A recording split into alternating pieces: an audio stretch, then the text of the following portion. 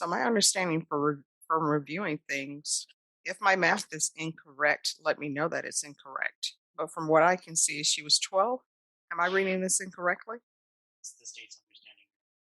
Because it's alleged to have happened on or about 2016, and the date of birth is 2004. So she's either This case is just insane. The guy's in court for something disgusting, and he was already on parole when it happened. That's not a mistake, that's a full-blown pattern, and it's not even his first time. Honestly, crimes like this should mean life in prison. No debate. The tension in the courtroom says it all. Everyone's thinking the same thing. How does someone like this keep slipping through the cracks? Parole boards are supposed to protect society. Clearly someone dropped the ball. Do you think courts should be held accountable for letting repeat offenders back out? parties announced for the record for the state, Thanks, the state of Texas. for the defense. Are you Sean Branch? Yes, ma'am. All right. You entered a plea on May 11th to aggravated sexual assault. You entered a plea of guilty. According to the plea bargaining agreement, punishment is to be assessed at a cap of 20 years. The state is opposing your application, and there's to be no contact with the complainant. Have both parties had a chance to review the PSI report, state, defense? Any objection? All right. Any witnesses? Yes, Mr. Branch, maybe want to say something to the court, but I have some things to put on the record. All right, Mr. Branch, if you would like to say anything to the court, you'll be placed under oath, and the state will have a chance to cross-examine you. So do you wish to say anything? No, ma'am. All right, thank you. All right. State, you're opposed? Yes, Your Honor. The reason the state is opposed is this wasn't just a one-time incident. It happened multiple times. There's a confession in this case. When questioned by the detective, Mr. Branch told the detective that the complainant let him know that she had previously would touch him in different ways, and basically that she was coming on to him. State's argument is that's no excuse. The defendant should have told the complainant that he's an adult and that the way she's acting is not the right way to act with adults, and taken the lead and made her understand the right way that adults should behave around children. Instead of that, the defendant took advantage of the complainant and had sex with her in various ways. Placed his hand with his hand, and for that reason, the state is asking for you to sentence the defendant to 20 years TBC. All right, defense. And those are all reasons why Mr. Branch pled guilty, and guilty as opposed to no contest. He knows he's responsible. He knows what he should have done. He knows what he didn't do that he should have done, and so he pled guilty. Fact is, this man has no prior contact with justice. He served 8 years in the U.S. Army, deployed twice to Iraq as infantry and field artillery, and he has no excuse for what he did, which is why he pled guilty. And this is not offering him background as an excuse, but as potential mitigation of punishment, which the law allows. We have ranges of punishment for these things, especially a first degree 5 to 99 or life, for a reason. And if anybody should maybe qualify for probation in such a case, among other people who may have such a case and worse records or other things in their past, I would think it would be Mr. Branch, simply because he's never had contact with the justice system before. And so we're asking that you give him that chance. You know, Judge, how rigorous, from both your experience as a defense attorney, prosecutor, and judge, how regulation is. It's not a walk in the park by any stretch. And again, other than these incidents, he's got no other issues in the past. So we're hoping that the court might see it that way. But if not, we're asking the court to consider at least imposing something lower than the cap. All right. So my understanding from reviewing things, if my math is incorrect, let me know that it's incorrect. But from what I can see, she was 12. Am I reading this incorrectly? It's the state's understanding. Because it's alleged to have happened on or about 2016, and the date of birth is 2004. So she's either 12 or 13. Stands to reason that's what made it aggravated, as opposed to Yeah. the use of force or a weapon.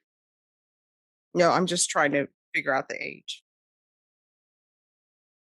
All right. Is there anything else? Nothing on the scene. All right. Court will find you guilty. And I understand your service to our country, Mr. Branch, and I understand what you're saying happened. And I reviewed everything, and I understand that you did enter your confession to the police, and you pled guilty to the court. The court will find you guilty. The court will sentence you to 20 years in the prison. There's to be no contact with the complainant, Chapter 62 registration, and credit for any time served. I'm going to show you what's entitled Trial Court Certification of Defendant's Rights to Appeal. Did you review that with your attorney? Did you understand it? And did you sign it?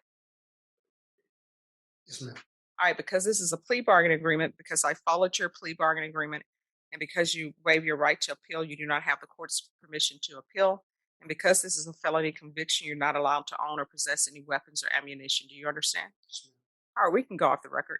Mr. Branch, I will tell you, I do recognize and appreciate the fact that you decided to enter a plea of guilty, the fact that you owned up to what you did, and that you know it was wrong. All right? Good luck to you. Don't care if you served in the military once you commit crimes. Like this, that badge of honor is gone. Service doesn't erase destroying lives. Judge Boyd gave him 20 years, which is solid. But honestly, I think it should have been life. Parole shouldn't even be an option here. Judges can stack sentences for repeat offenders, but in state court, they rarely do. That's how these guys keep cycling back into the system. Watching him in court is like watching a wolf pretend to be a house pet. You just know it's fake. This isn't just another case. It's society drawing a line. And I think the sentence You, Michael Williams? All right, you entered a plea of no contest on April 25th. There was sufficient evidence to find you guilty. The court ordered a PSI. According to the plea bargain agreement, there's no application for deferred adjudication. The state opposes your application for community supervision. Punishment is to be assessed at 3 years in the prison. It's run concurrent with County Court Cause number 689077, and they will take in consideration County Court Cause number 699697. And the offense is unlawfully carrying a weapon with a felony conviction. All right, have both parties had a chance to review the PSI report, state? Defense? Any objections to the PSI report, state? Defense? No. All right, state, do you have any witnesses? Defense, do you have any witnesses? Yes, I'd like to have the defendant speak, and I would like to speak on his behalf. All right, can you raise your right hand? Do you solemnly swear or affirm the testimony you give will be the truth and nothing but the truth, so help you God? All right, you can lower your hand, state your name for the record. You're going to have to speak up. Michael Williams. All right, defense? Okay. Michael, you know that you weren't supposed to be carrying a gun because of a prior conviction? Yes. Okay. And what actually happened? You were on your way home from somewhere? I was on my way home from my aunt's house and I ran into a female friend of mine. It was New Year. Were you walking from your mother's house? Or from your aunt's house? Yes, sir. Okay. You went into a friend, a lady, a woman? Mm-hmm. And she asked me to check her firearm for her because she was getting ready to go. I guess she was going to go sell it. She's going to what? I guess she was going to go sell her firearm. She didn't know if it worked or not. Okay. So I checked it for her. So was it loaded already? Yes. Okay, so how did you check it then? I shot it in the air. You what? I shot it. Shot it in the air. Okay. And that was the basis for your arrest? The base for my arrest was, okay, so she had to leave and go to her parents' home. I was going to take her firearm to the house for me and hold it for her. So the officer stopped me. Someone had called in the shot. The officer stopped me and told me he got a call. And he got me with unlawful carry. What do you mean that the police had gotten a call about somebody firing a firearm? Yes, sir. Okay. So that he stopped you and you had the gun on you still? Yes, sir. From the lady that you had met? Yes, sir. Friend. Okay. All right. So you had you were going to hold it for her? Yes, sir. So Okay. she got All back right. to me. All right.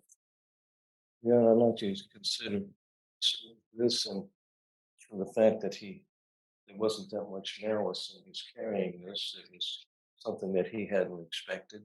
Oh, just 1 second. State, do you have any questions? Let's see, I want. Okay. State, any questions? Sir, is it true that you were on probation for burglaring your vehicle second from this fall? Yes, sir.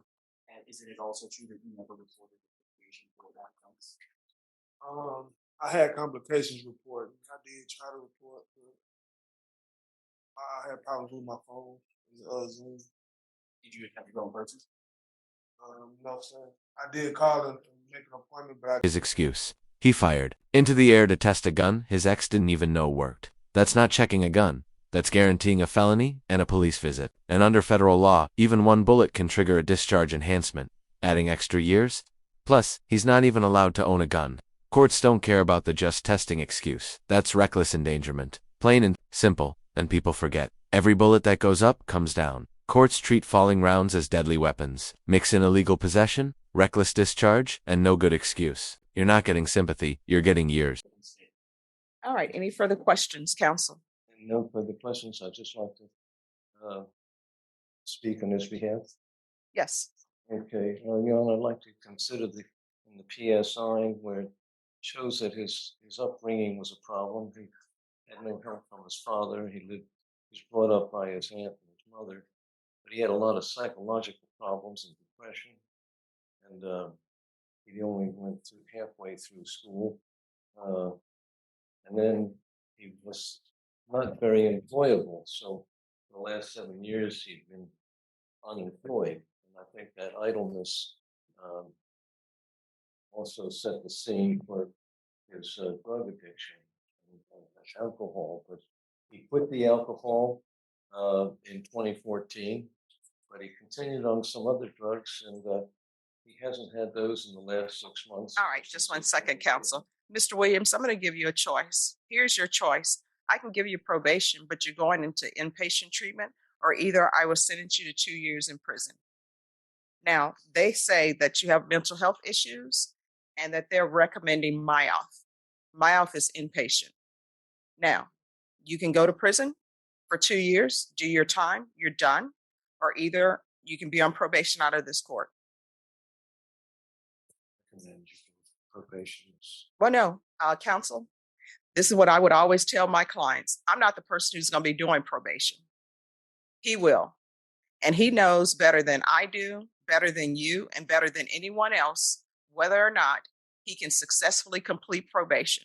So far, what I've seen in his history, he cannot complete probation.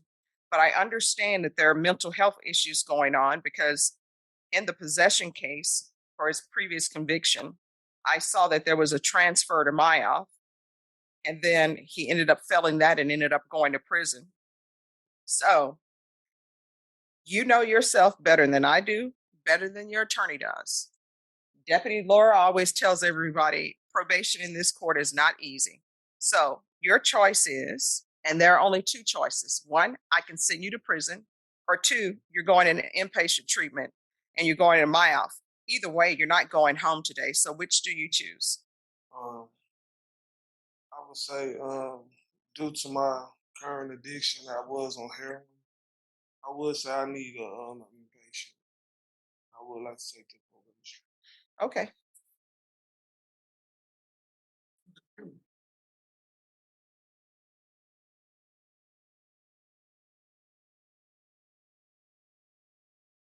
All right, the court is going to sentence you to 3 years in the prison, suspended and probated for 8 years. There's to be regular reporting by Zoom or in person. The UA hotline. We can do a referral to felony drug court. That will be in custody. If he's not accepted in custody, I see here that they're recommending MyOff. That's what they have in there, that he's eligible for MyOff. So if not felony drug court, then MyOff.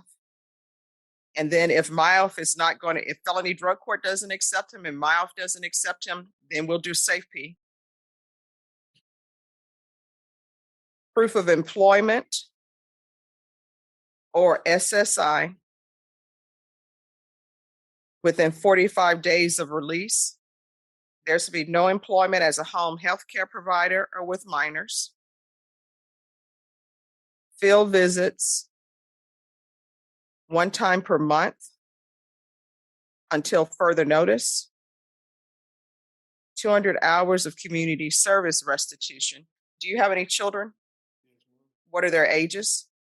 14, 13, 11. Are you in their life at all? Not at this time. That's either yes or no. Have you been an upstanding father in their life, someone they can look up to?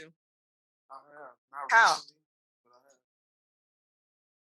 have. All right, there's going to be parenting classes.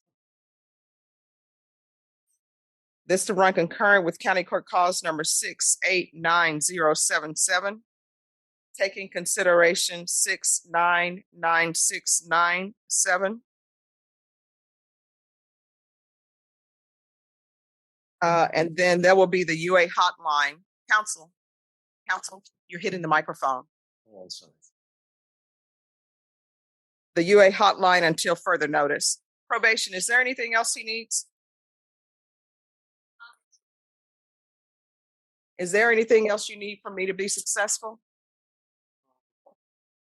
I'm sorry? No, ma'am. All right, and so the MIOF,